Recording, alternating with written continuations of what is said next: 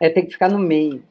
Olá, olá, olá, olá. Bem-vindo a todos a mais um Mulheres Mix Convida. Hoje a gente tem uma presença super especial, nossa amiga Bianca de Philips. Estamos aqui nos bastidores lembrando os velhos tempos e vou ler aqui um pouquinho sobre ela.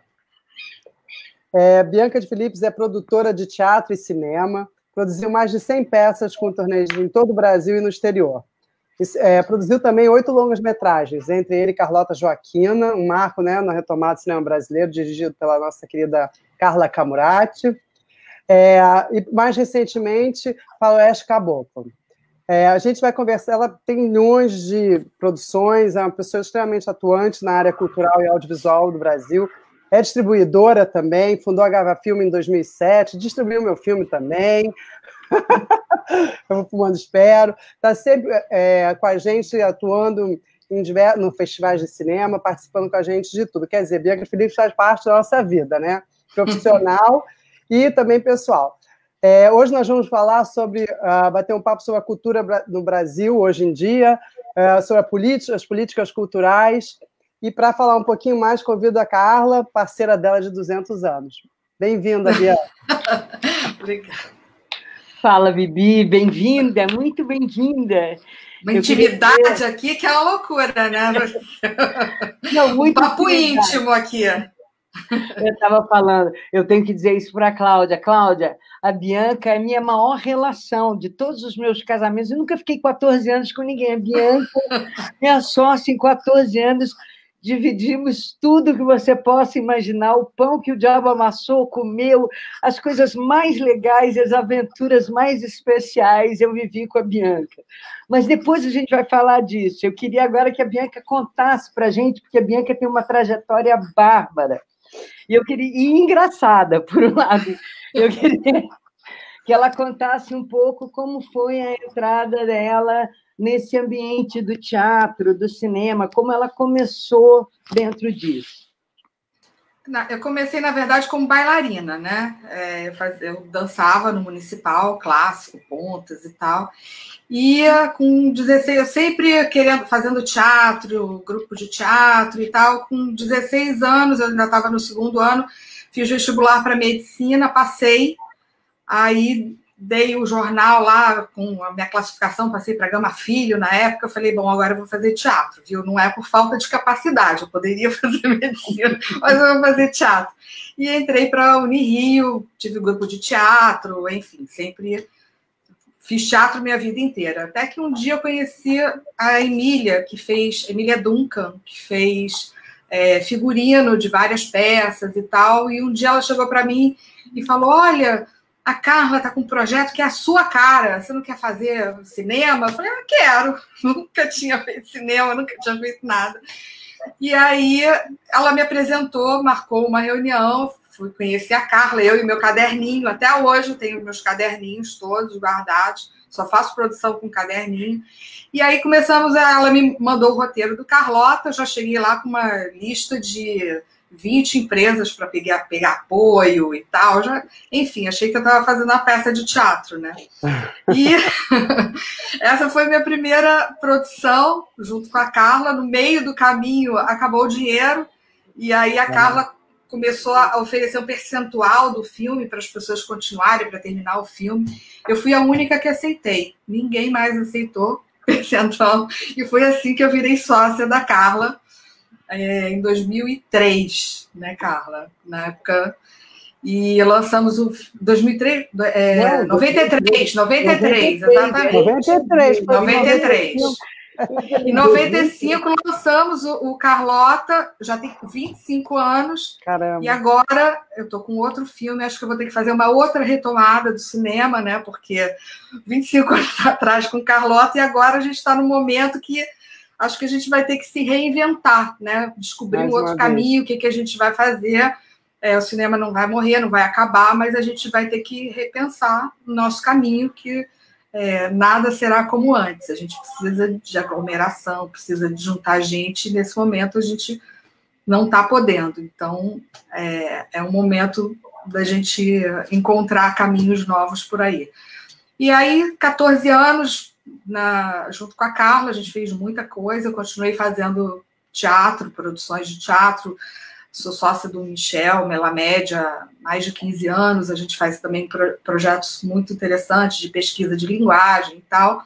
E em 2003, eu fundei com os amigos a APTR, que é a Associação de Produtores de Teatro, e que a gente trabalha muito com políticas públicas para o setor cultural. Na época, foi o primeiro governo do PT, o Cusquem tinha questão de tudo virou contrapartida social, um ataque enorme à Lei Rouanet e tal. Não começou agora o ataque à Lei Rouanet, começou há muito tempo atrás.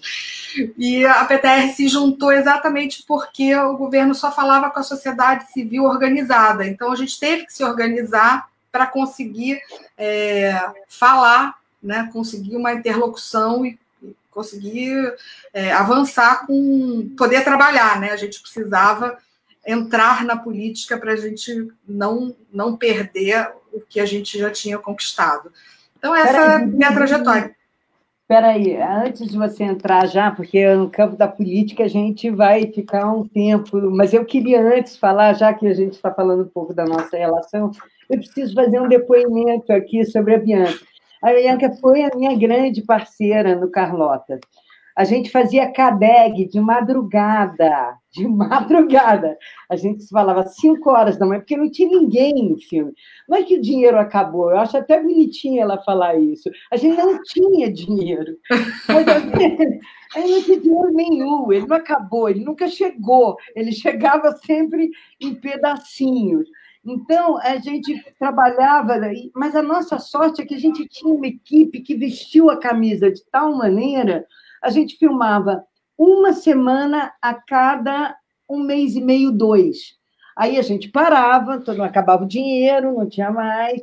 Aí, tinha muita gente de teatro, né? Porque quem veste a camisa é muita gente de teatro. Muita gente de teatro, toda uma infraestrutura. Tadeu, Emília, a minha casa virou né? Você entrava na minha casa, era a oficina de costura do filme. A Bianca arrumou uma tenda do Exército enorme, que guardava. Acabei tudo. Com o jardim da Carla, gente. Vocês não sabem, virou uma grama amarela depois, porque era uma tenda do Exército que a gente fazia cenário, figurino, adereço, e a equipe morando lá. Né? E eu morando lá. Eu só tinha um quarto, e a equipe pegava as minhas roupas para ajudar a transformar no figurino. Até hoje, eu tenho roupa que era minha, que virou figurino. Mas foi uma história tão linda, e depois a gente distribuindo pelo Brasil, porque só ia eu e a Bianca.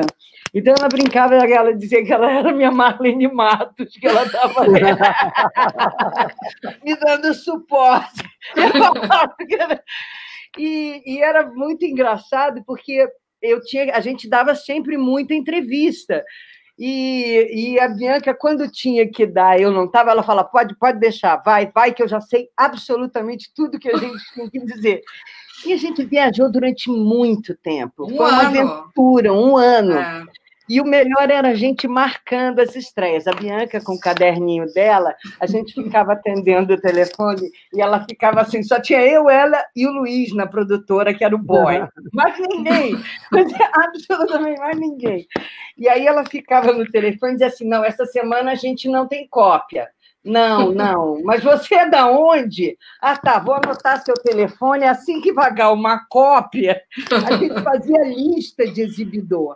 Não é verdade? Lista de espera de cópia, né? E aí a gente falava, olha, já dá para a gente ganhar um dinheirinho aqui, já dá para fazer uma cópia, vamos lá. Mas tem uma história muito engraçada do Carlota, que essa eu adoro, é que um dia meu pai chegou em casa e não tinha nenhum travesseiro na casa, não tinha travesseiro, almofada, não tinha nada. E ele chegou, gente, o que está acontecendo? Cadê as almofadas, travesseiros? Fora louça, talheres, essas coisas, né? Aí minha mãe, meu filho, está tudo na cama de Dom João. Então, assim, o cenário era assim, era o tapete, a cama do Dom João era o tapete da casa do seu Sérgio, pai da Carla.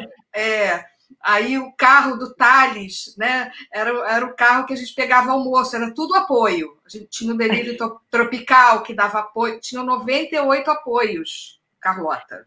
Era, assim, era tudo apoio. Era uma tarja só preta no final do cartaz. É quase a bula da tarja preta, né? Ô, Cláudia, a Bianca conseguiu café, meia, tinta, água, comida. Colorgin. Tudo. Colorgin, então a gente bebia colorgin, porque a direção... Não, e tinha frango, né? Era muito frango.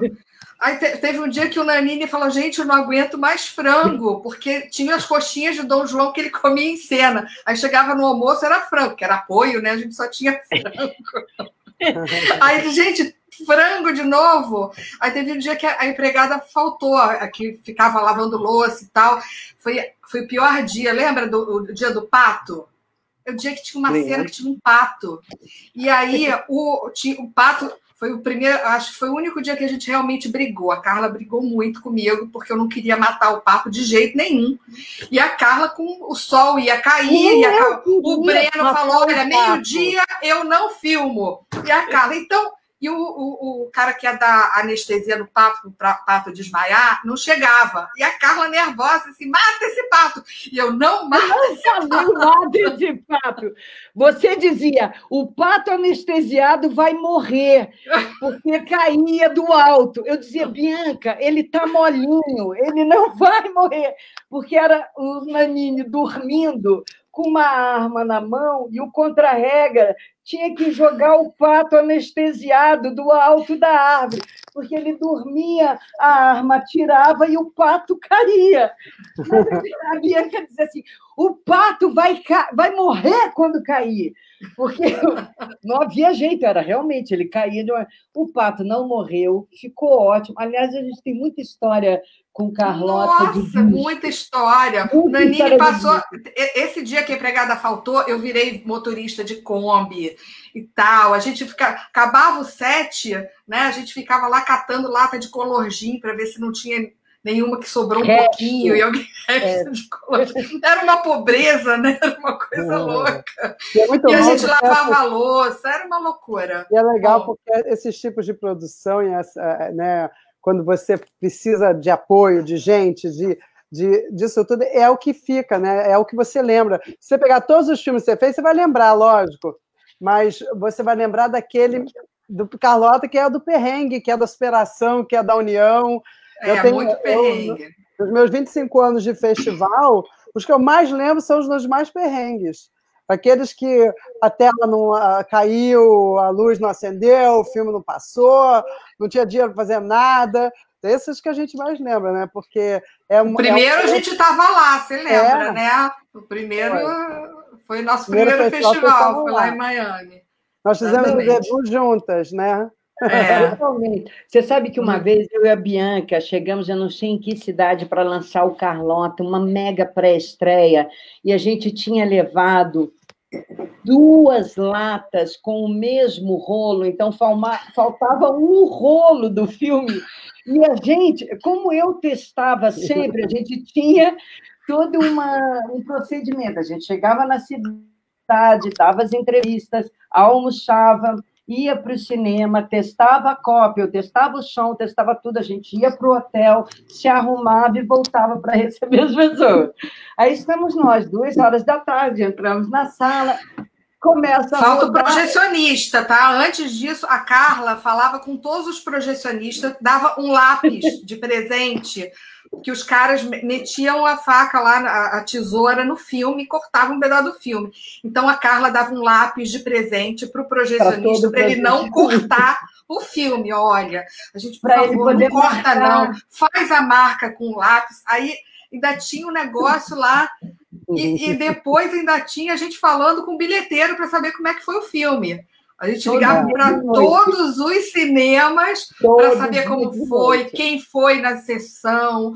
Aí teve um dia que eu liguei para ela e disse assim: olha, doutor Roberto foi com a Lili Marinho ver o filme.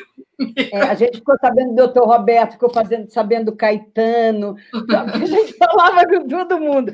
Então, sei lá, chegou um momento que a gente tinha 40 cópias. eu ficava com 20 e a Bianca ficava com 20. A última sessão era às 10.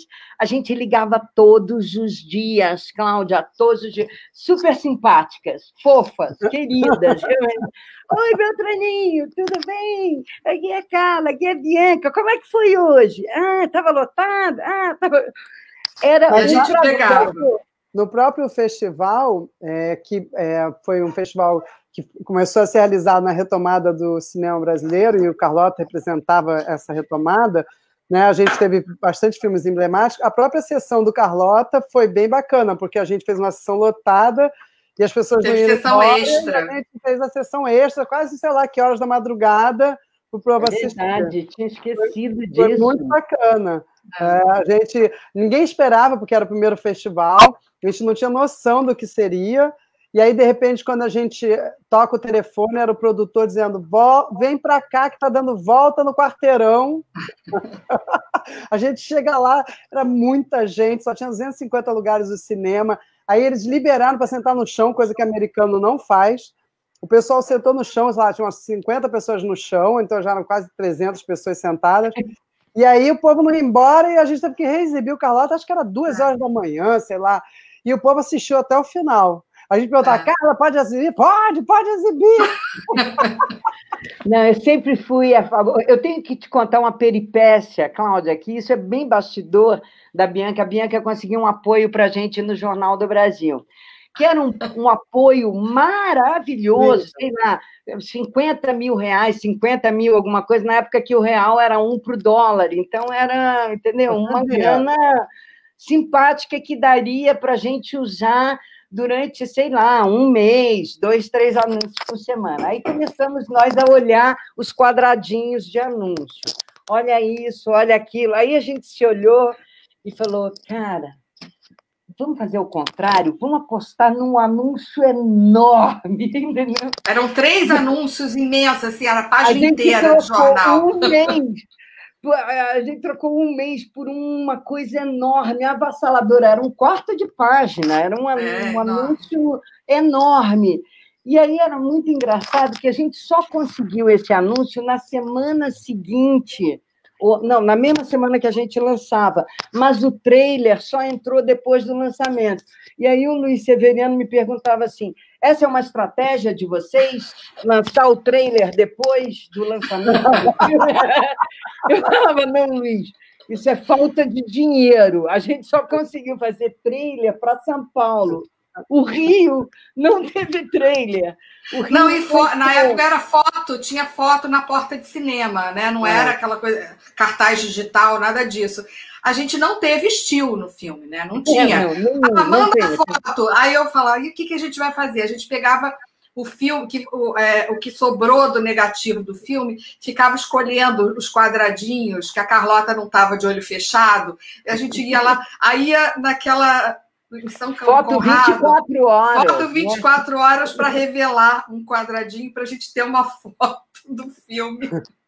O Carlota não teve nada, gente. Ele só teve trabalho de todas as pessoas. É lindo ver, porque ele não tinha nenhuma vantagem, mas ele conseguiu ter uma conexão, uma química entre pessoas. Fora os atores, né? Ninguém deu trabalho, era todo mundo a favor. A gente ligava para marcar, todo mundo conseguia a data. Agora, imagine, técnico. A gente não perdeu ninguém da equipe, gente, em 8 meses. Foi muito lindo, foi muito lindo. Uma equipe maravilhosa, Breno, Emília, Tadeu, muita gente bacana, o Nanine, Marieta, nossa, e a Carla inventava coisas, né? E é muito legal, né?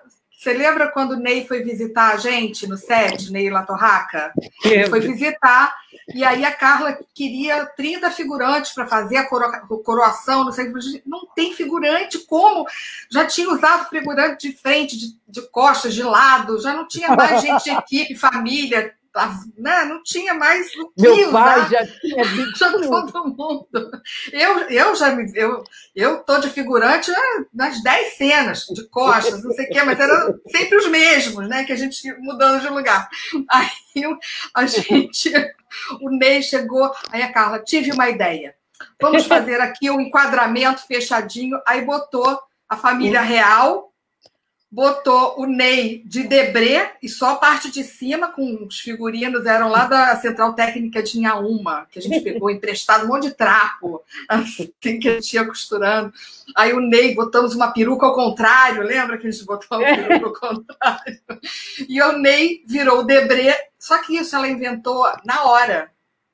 Vamos fazer essa cena. E ficou uma cena maravilhosa no filme que está lá até hoje. A cena da coroação. Não tem nenhum figurante. É o Debré, como se fosse a pintura do Debré e o Debré olhando a pintura dele. Então, coisas, sacadas assim, geniais e tal, que deram... É de uma época também que fazer filme era uma questão muito criativa, né? Mexia... Você não tinha muitos equipamentos, as equipes não eram essas equipes, até tinha equipes, mas você tinha que ter um lado criativo muito, porque não tinha tanto dinheiro para produzir, né? Nessa época era mais difícil até, porque como não tinha nenhuma produção de cinema, acho que na época só teve Lamarca e teve pouca coisa. Quatrilho, tinha pouquíssimas produções. Então, tudo que tinha de equipamento e tal era tudo para publicidade. Então, os valores eram muito altos. Econômicos, né? Era tudo muito difícil, não tinha um monte de câmera. Quando eu fazia o primeiro vídeo, homenagem, era tão caro fazer um vídeo de 1 minuto, porque não tinha quem editasse, mais ou menos a mesma coisa. Eu tinha que fazer um vídeo de homenagem de 3, 4 minutos, mas cobravam, assim, valores quase do meu orçamento do festival todo. E aí eu falava, gente, como é que eu vou fazer esse vídeo? E aí eu falava, em dólar também não dava para fazer. Aí eu fui para a faculdade para ver o pessoal que estava publicidade, e aí pessoas faziam coisa experimental. Eu acabei na Ilha do Governador com um estudante de publicidade, e foi ele fazendo na casa dele, com o pai dele, emprestando o computador, o primeiro vídeo, porque senão não tinha vídeo homenagem no festival. Gente, são muitas histórias, né? Muitas histórias. Tem uma cena muito boa. Essa cena também é muito boa. Eu tinha vontade de fazer um filme do Carlota só dessas cenas absurdas que a gente passou. A gente precisava de uma menina, que era a menina do filme, a Yolanda, que fosse lourinha para parecer inglesa, mas que soubesse dançar a dança espanhola muito bem. Aí Bianca de Philips, para variar, que fazia de A a Z, pega uma câmera e vai em todas as aulas de dança espanhola do Rio de Janeiro. Me volta com uma menina boa, maravilhosa, que ainda não foi a menina que ficou. E aí vem a menina para fazer o teste comigo, e ela e o pai. Aí estou eu e Bianca, a menina sentadinha com o roteiro na frente, eu lendo com ela, o pai sentado na mesa mais afastado. Ela leu a primeira cena, leu bem, eu falei, tá ótimo, querida. Vamos agora ler a cena do piniquinho. Gente, na hora que eu falei ler a cena do piniquinho, o pai, que estava sentado na mesa, deu um pulo e falou, o quê? Minha filha no pinico? De jeito nenhum. E eu não conseguia falar, porque eu tive um acesso de riso, porque foi tão surpreendente. Eu dizia, não é nada do que o senhor está imaginando. Não, muito obrigada. Minha filha no pinico, não. E a Bianca tentava falar, e a gente ria, porque ele estava tão nervoso da filha dele participar de um filme, que quando ele ouviu a cena do piniquinho, que não era nada, era uma menina de 8 anos, sentadinha, não aparecia nada, nem o piniquinho aparecia, mas chamava a cena do pinico. Perdemos a nossa protagonista. Aí depois Bianca acabou rodando numa outra sala, porque ela tinha ficado sabendo que tinha uma menina de olho azul que não tinha ido no dia que ela foi. Ela voltou lá e achou a menina a Ludmilla. A Ludmilla Dyer. Que foi de força. E a Carla falava assim, olha, arranja uma atriz mirim que não tenha pai. Gente, e a Ludmilla não tem pai, gente. Olha só, até isso eu achei. Com a graça de Deus, porque foi um horror. Não falei o pai aqui me perturbando. Nada. E Agora... a Ludmilla foi depois, teve uma carreira maravilhosa. Ela nunca pensou em ser atriz nem nada, e agora, inclusive, agora está virou produtora, está morando em Los Angeles e tal. No dia de hoje, seria quase que impossível a gente produzir dessa mesma forma. Primeiro, porque não temos mais o rolo de filme para botar embaixo do braço e ir de cinema em cinema. O que é uma pena, porque você perde o contato muito com o exibidor. Você tem com o distribuidor, mas você não tem mais com o exibidor direto, né? Então você não tem... o que você tem, a presença do público é na noite de estreia, na pré-estreia e nos festivais. Mas no dia a dia do filme sendo exibido, você não sabe como está indo, virou uma planilha, né? No cinema teve X, no cinema teve Y. Acho também que o envolvimento da equipe, por mais envolvente que ela seja, não é a mesma. Né? Ela não tem mais esse desprendimento financeiro. Né? Eu gosto dessa ideia e vou. Acho que nos dias de hoje, a gente vivia um cinema nessa época, um cinema mais romantizado, né? Mais romântico, não no sentido do tipo de filme, mas de como fazer o filme. Né? Porque foi uma retomada muito custosa, né? Ficamos muito tempo sem produzir. Muito difícil. E quando a gente e a gente nem imaginava que ia ter 1.200.000 espectadores. Né? A gente ficou 11 meses no cinema em São Paulo, num cinema do Ademar. A gente fazia projeto escola, teve 50 mil alunos só no projeto escola. E a gente foi fazendo em um cinema. E aí, teve uma vez, 11 meses depois, eu fui no cinema, já tinha até construído o anexo, a Ademar até fala que construiu o anexo com o dinheiro do Carlota. O Ademar adora dizer isso. Eu falo, olha aqui o dinheiro do Carlota, é o anexo. Obrigada. 11 meses depois, o filme estava lá ainda, em uma sessão, na salinha menor. Aí o cara olhou e disse assim, nossa, esse filme ainda está aqui. Eu vi no ano passado. Mas isso é maravilhoso. Tem algumas coisas dessa época que eu levo até hoje, né, nas produções. Tá? Por exemplo, eu faço mapa astral de personagem, eu não assino nada em lua minguante, não estreio nada em lua minguante. Então, tem algumas coisas. Então, a Carla, a data do Carlota Joaquina, eu vi na minha taróloga, Vera Martins, que até hoje, desde 18 anos de idade, eu vou lá, mas, enfim, não vou nem dizer quantos anos que eu vou lá. Ela que dá, assim, data de lançamento e tal. Tanto que esse ano, a gente estava com o Eduardo e Mônica pronto para lançar e tal, e a Vera falou, você tem que lançar até janeiro. Não pode passar de janeiro. E aí eu falava com o Bruno e tal, gente, tem que lançar em janeiro, enfim. Aí a Downtown estava com o filme do Paulo Gustavo e tal, enfim. Eu sei que não teve espaço para a gente lançar. Em janeiro a gente passou para junho, Dia dos Namorados e tal, e começou a pandemia, não lançamos até hoje o filme. Então, assim, para mim é uma ciência exata. Tá? Mapa astral e tarô, para mim é ciência exata e faz parte. A gente esteve agora com você de novo lá no festival. A única exibição que a gente conseguiu fazer presencial esse ano de festival foi em Nova York agora. Foi linda, né? Foi linda. As pessoas adoraram e tal. Maravilhoso. É muito legal. Assim, foi a coisa mais louca, porque a gente começou fazendo no drive-in, primeiro no Central Park, né? Tudo certo, fechar o Central Park. Eu ia adorar. Depois, agora vamos então para um parque, aí nós vamos para o Brooklyn, aí começa, né? Vamos para o rooftop. Aí, de repente, assim, o único lugar que você pode fazer é num cinema que seja dentro de um hotel, aí a gente conseguiu descobrir num cinema, dentro de um hotel, o cinema é lindo, o hotel é lindo, a projeção é chiquérrima, assim, de última geração, mas só podiam levar 30 pessoas. Gente, aí é uma produção enorme, uma produção maravilhosa, um lugar lindo, para 30 pessoas. Nós foram 30 escolhidas a dedo, assim, né? Quase estapeando. Tinha muito jornalista, teve jornalista do New York Times e tal. A gente levou uma galera top, já que só pode 30, então vamos 30 melhores, né? Claro!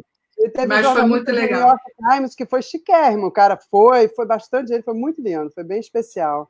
A gente ficou feliz, assim. Olha que a gente... Eu falei assim, ela participou do primeiro festival e agora com a retomada de Nova York, com a única exibição que a gente teve. Tem uma coisa cabalística aí, história, né? Muita história, né? Tem uma coisa cabalística aí. Muita história, viu? Enfim. Mas, Bibi, vamos agora para o presente, porque daqui a pouco acaba a nossa live.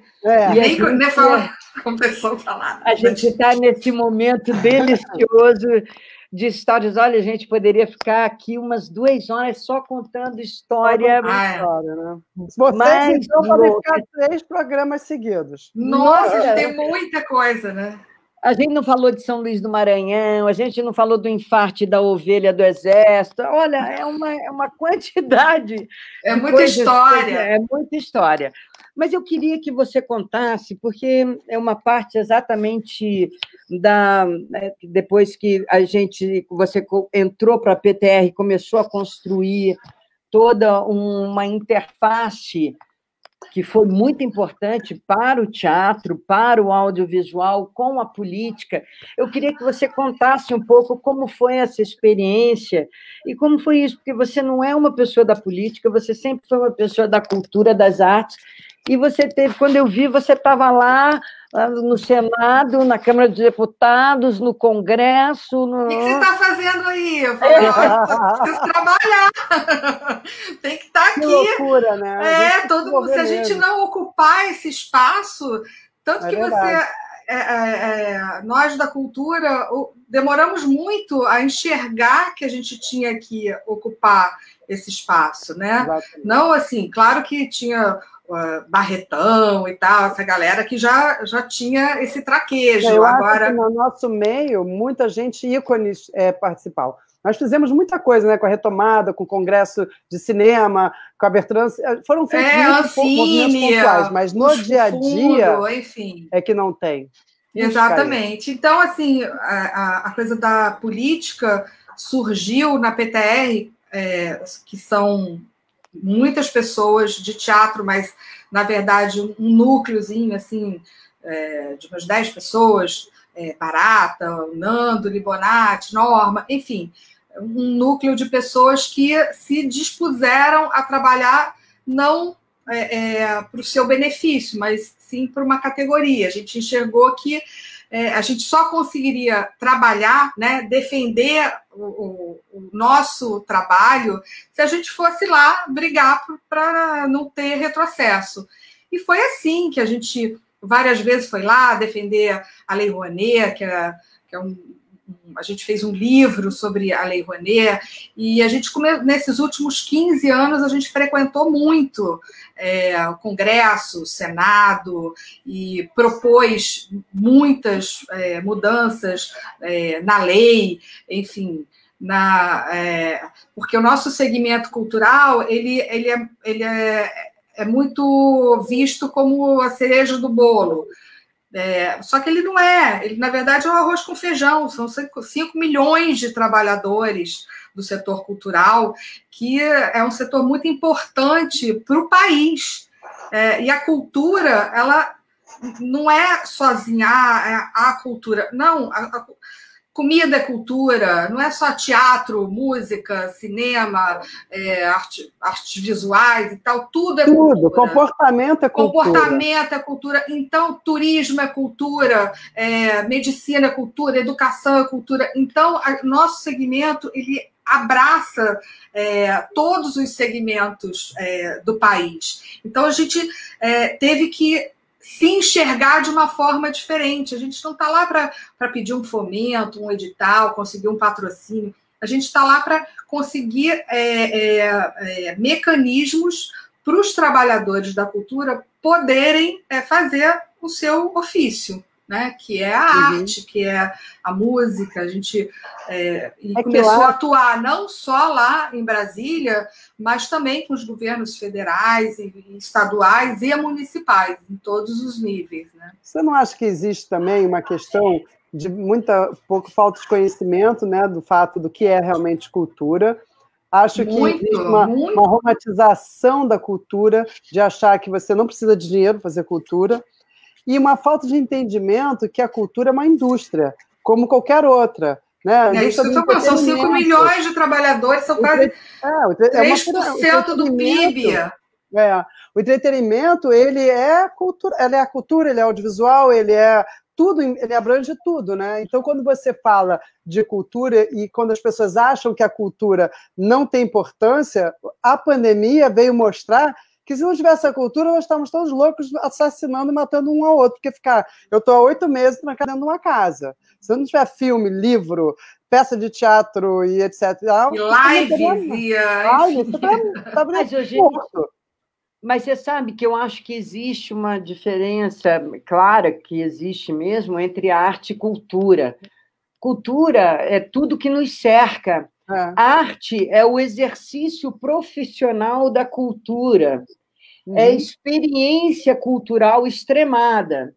Isso. Então, o que as pessoas não entendem é que se eu canto no banheiro, por que precisa, então, ter oficina? Se eu escrevo poesia, existe toda essa falta de visão do que é a construção do artístico frente à aptidão que todas as pessoas têm quando representam a sua própria cultura. Porque a gente nasce cantando samba, comendo coisas, misturado com uma série de coisas. Então, o Brasil tem uma cultura muito forte e um trabalho artístico, uma expressão artística que não tem os louros que merece ter. Então, porque a gente não consegue valorizar a nossa expressão artística. Eu conheço uma opção de gente que viaja, vai para Nova York, aí vai no Metropolitan, aí vai no museu, e que não vai ao Municipal ver uma ópera, mas vai ao Metropolitan. Mas também, Carla, eu acho que não é só porque essa classe que você está falando que vai para Nova York, que não vai no Rio, aí eu já acho que é uma outra questão. Mas eu acho sim, eu me lembrei disso. Que também é uma questão cultural, né, gente? Nós não quero dizer, você não exerce. O que eu queria dizer, você não exerce. O aprofundamento da arte no Brasil não é respeitado como as pessoas respeitam do que é artístico. Por isso, não tinha uma época mesmo que se dizia que o cinema brasileiro nada era bom. O teatro brasileiro também não era bom era Broadway, tudo era bom. Nossa, o nosso cinema está bombando aí fora, ganhando muito prêmio, espaço. Eu acho que as grandes, só uma coisa, os grandes centros de turismo, né? Paris, Nova York, Roma, o turismo é um turismo cultural. Ele não é um turismo de paisagem, não é um turismo de tirar foto. Tudo bem, tem tirar foto, mas não é um turismo de cultural. Você vai comer a comida italiana, você vai entender, você vai sentar num café em Paris. Isso é cultura. E o que leva o turista nessa cidade é a cultura. É só ver o açaí. Quem comia açaí há 20 anos atrás, gente? Ninguém. Mas o açaí é um produto cultural lá do Belém, da Amazônia, e foi levado para o mundo, porque ele foi vendido como um produto cultural. É uma comida. Então, mas a cultura é a coisa mais forte que o país tem. É isso, é a moeda dele. Eu acho que isso que falta um pouco. Nossa, isso para mim é uma loucura, entendeu? É de você desmerecer a sua própria história, entendeu? Eu acho que falta muito o entendimento, né, do papel da cultura para o desenvolvimento real da nação, né? Não é visto como um pilar dos direitos sociais, né, como prevê a nossa Constituição e tal. Então, eu acho que a gente tem muito essa questão, e aí essa pauta comportamental que virou, né, nesses últimos anos, com esse novo governo que tem aí, começou a ter uma visão do artista como aquele que quer se aproveitar do dinheiro público, né? O que é completamente o contrário. Por exemplo, as pessoas, eu sempre falo, mas as pessoas não entendem que o dinheiro do audiovisual é um imposto que vai para o governo, mas é um imposto que é pago pela utilização do nosso trabalho, do nosso bem, né? Então, isso gera um imposto, e o governo é que ganha com isso, não é a gente que ganha do governo, né? Dos bilhões que são arrecadados, uma fatia enorme fica para o governo desse nosso trabalho. Então, não somos nós que estamos usurpando um dinheiro que poderia estar na escola ou no hospital. Então, é muito deturpado, né? E acabou que esse discurso colou de uma maneira que, para tirar isso, é muito difícil. É porque existe uma confusão também de achar que esse dinheiro é um dinheiro de isenção, que é um dinheiro de isenção ele é do orçamento. Sim, mas de isenção do orçamento de renda, mas o quê? Não é uma lei Rouanet, não é uma lei do audiovisual, não é um dinheiro que vem do orçamento, é um dinheiro gerado pelo próprio setor para alimentar, e é uma parte, né? Nem é o dinheiro todo, é uma parte bem pequena desse dinheiro. Então, o que eu acho é que as pessoas... hoje nós estamos vivendo nesse momento, numa questão que as informações elas são passadas de formas muito rasas e muito rápidas. Então, alguém ouviu ali, o outro comentou lá, e o outro falou lá, pronto, virou uma verdade generalizada. E até você conseguir, e é uma velocidade tão rápida, que até você conseguir desmistificar isso, tem que ficar a gente que trabalha nesse setor. Quanto tempo a gente fala essa mesma coisa? 2 anos, 3 anos? Gente... A internet tem um lado muito bom, mas teve essa questão que, para o bem e para o mal, né? Para o mal, exatamente.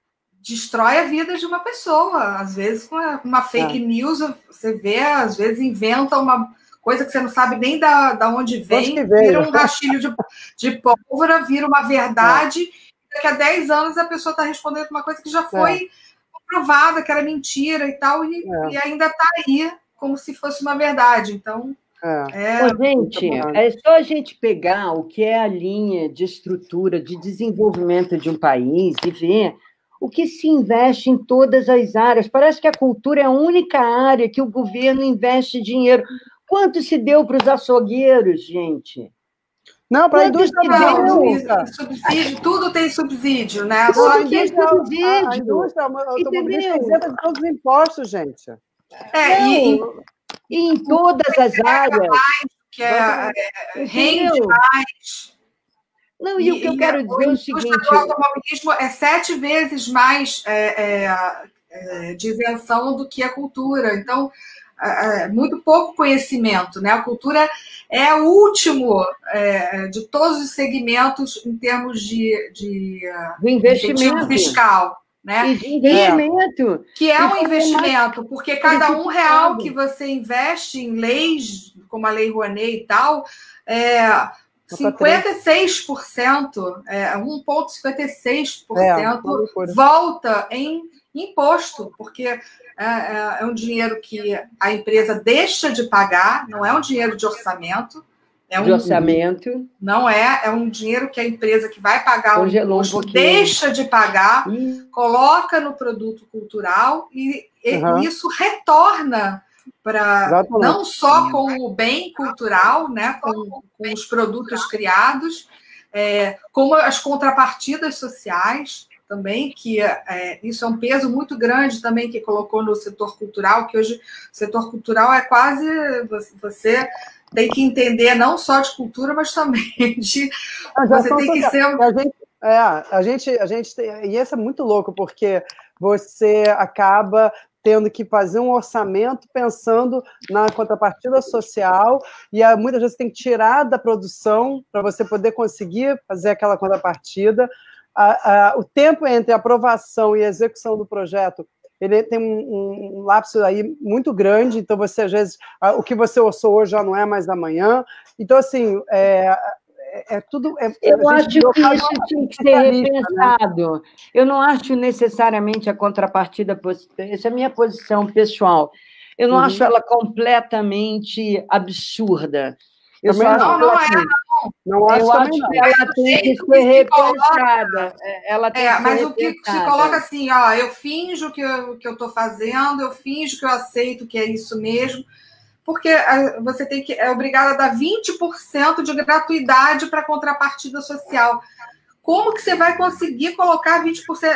A gente mal consegue ocupar 20%, né, das casas, dos teatros. Como é que você consegue dar esta contrapartida? Vira um peso, né? Além do que, nós temos uma questão que, além de você ter que dar 20%, no Rio de Janeiro, você é obrigado a vender 100% do seu ingresso a preço de estudante. Porque você sabe que aqui você não. Aqui no São Paulo, você vai fazer um show, uma peça, é 30% da sua bilheteria. No Rio de Janeiro, 80% dos ingressos são vendidos a preço de estudante, porque todo mundo tem carteirinha falsificada, que é uma cultura muito louca essa, entendeu? E aí você tem que dar 20%. É uma política pública, né? Que a gente que arca paga o pato. Ô, gente, mas essa coisa da carteirinha foi uma coisa que invadiu o Brasil, é uma urgência de ética. Foram 10 anos, foram 10 anos de luta da PTR para a gente conseguir a lei da meia entrada, que limitou em 40%. Tinha uma pizzaria em São Paulo, que eu não vou citar o nome, que fez uma associação com os estudantes. Que se você pedisse... Qual era o tamanho da pizza, Bianca? Era uma gigante, uma coisa assim. Você ganhava uma carteirinha. Você ganhava uma carteirinha de estudante. Quer dizer, as pessoas não se levam a sério. As pessoas não se levam a sério.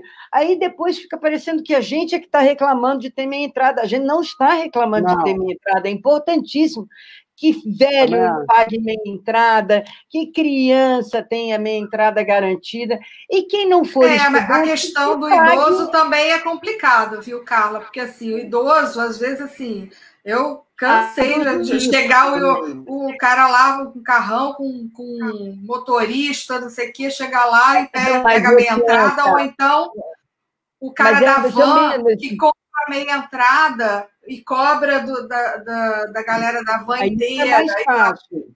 Então, isso é mais fácil. Mas o que eu quero dizer é o seguinte, velho rico são poucos. Você pode ter certeza. Mas quem vai ao teatro... Não, a minha avó ia lá com as amigas de van. Mas é que eu acho que nós... Ela pagava inteira. A gente tem uma atividade que entre as pessoas já são... É quase como se não fosse trabalho, entendeu? As pessoas trabalha com cultura, se diverte, trabalha com show. Isso já começa com os amigos pedindo ingresso, a gente sabe disso. Você, de repente, tem 300 amigos pedindo ingresso, aí você faz a lista amiga de... Aí depois surgiu a lista amiga. Então, você tem milhões de subsídios inventados também pela sociedade para que você tenha as do governo e tenha as fora do governo. Porque as pessoas não querem pagar. Lista amiga. Eu acho muito simpático lista amiga também. Tudo simpático. Eu acho que tem que existir. Tudo tem que existir, mas desde que você consiga fazer. Mas você também, é só um pouco essa coisa de convite. Eu entrei numa de não pedir mais convite, porque. Eu também. Eu não chega uma hora que você não pede assim, olha, você me dá uma consulta sua de graça? Não tem. Por que você tem que ficar dando convite para o médico, para o advogado, para o dentista, para a mãe da amiga? Porque a gente vive disso, né? Mas é por isso que a Cilda Becker não me dê a única coisa que eu tenho para vender. Não me peçam para dar a única coisa que eu tenho para vender. Então, essa coisa de convite. Então, fora que você paga, metade da sua bilheteria é dada para estudante e tal, só que você paga o ECAD 100%, você não tem 50% de desconto no ECAD. O imposto, você não tem 50% de desconto no imposto, você paga 100%. Então, você paga o imposto inteiro, você paga o salário de todo mundo inteiro,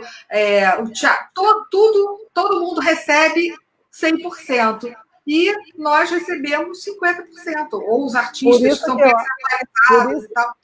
Então, é muito complicado. Eu sou a favor de ter todos esses subsídios e todas essas listas amigas, mas que isso seja limitado a uma porcentagem e que sobre essa porcentagem se tem isenção das coisas que se paga cheio. Porque não faz sentido você pagar 100% do imposto, você pagar 100% e receber 50%.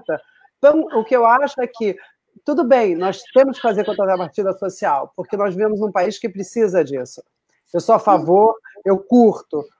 Eu sou a favor de dar meia entrada, eu sou a favor de dar lista amiga. Mas, gente, vamos fazer uma escola de graça. Eu acho que estudante tem que ir mesmo, e a gente tem que proporcionar acesso a deficiente, a estudante. Só que tem que ser visto que não pode ser todo nosso. A política pública não pode ser bancada por nós, né? Eu acho por contrapartida social. Política pública não é contrapartida social. Cada coisa é uma coisa. A gente tem que fazer a nossa parte, que é normal, e a política pública que as pessoas têm que fazer, que o executivo tem que fazer, né, em qualquer área, no Estado, na prefeitura, né, no país, de uma maneira geral, não pode ser a contrapartida social. O problema é que todo mundo se escora em todo mundo. Eu, às vezes, acho que a legislação brasileira é muito difícil de lidar. É muito difícil. É muito difícil. E os gestores que entram, por exemplo, eu fico impressionada quando eu ouço que os candidatos, de uma maneira geral, não têm um plano pronto de governo há 15 dias das eleições.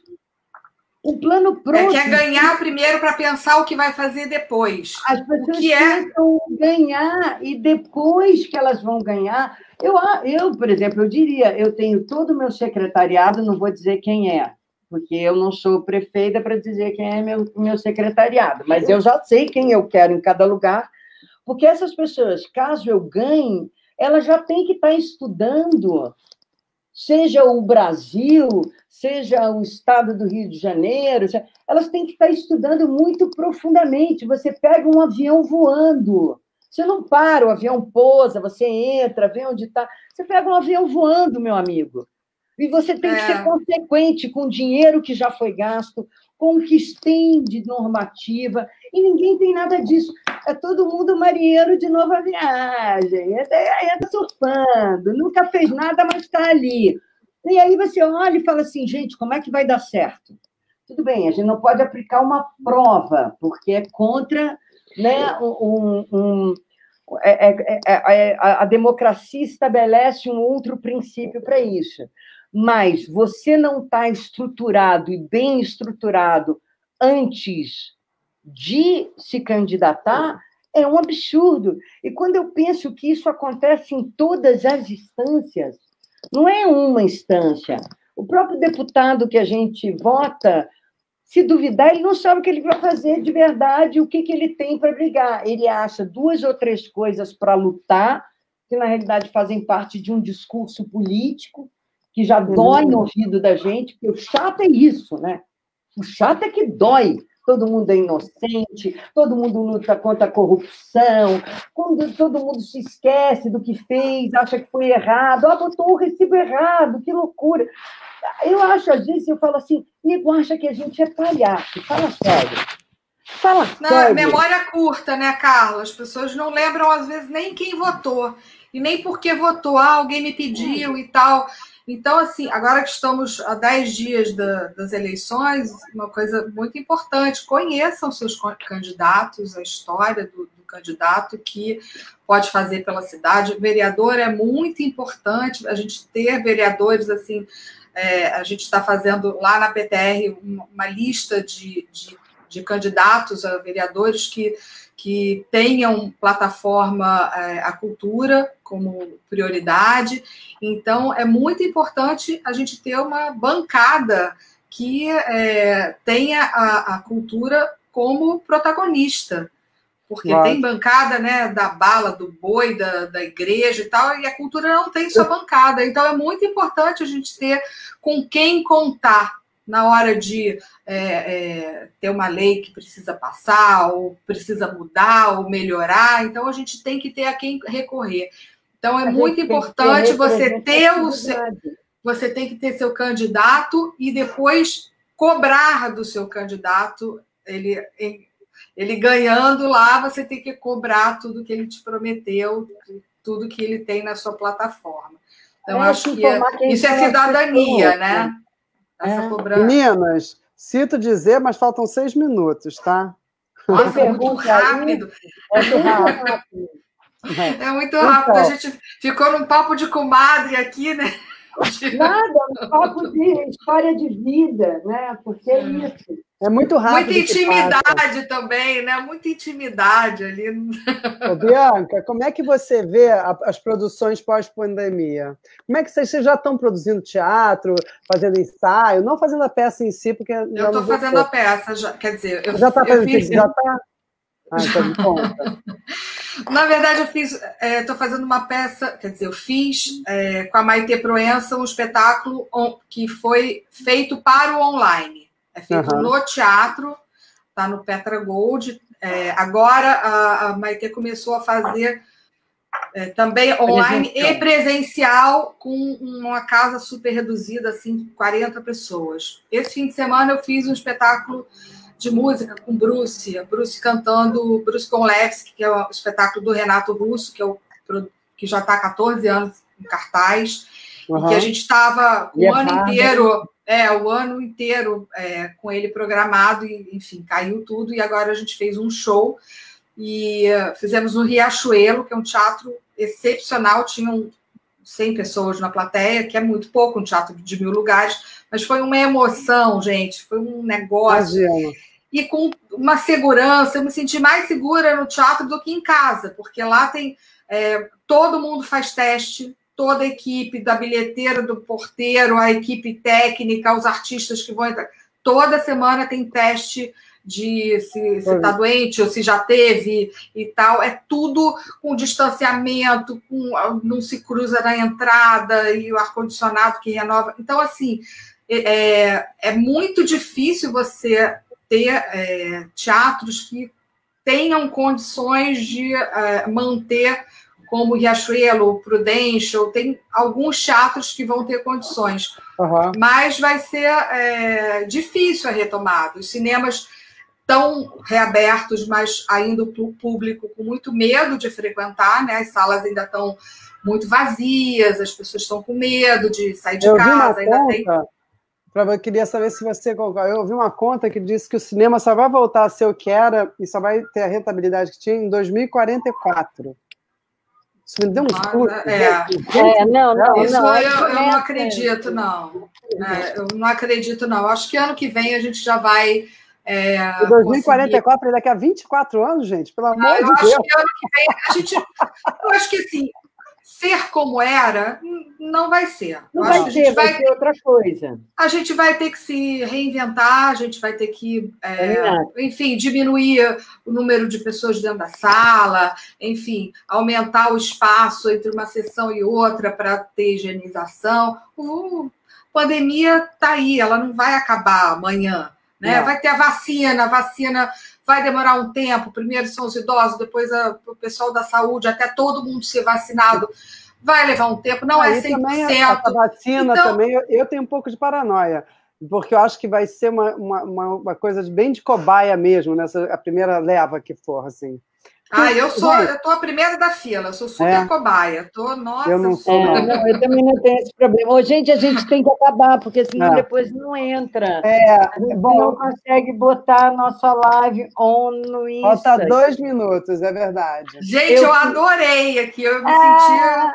É bom, não parecia na sala de casa aqui, conversando, nem fiquei nervosa, porque todo mundo que sou dos bastidores, né? Eu falei, a Carla falou, vamos fazer a live, eu falei, Carla, eu sou dos bastidores. Mas a live aqui é muito tranquila.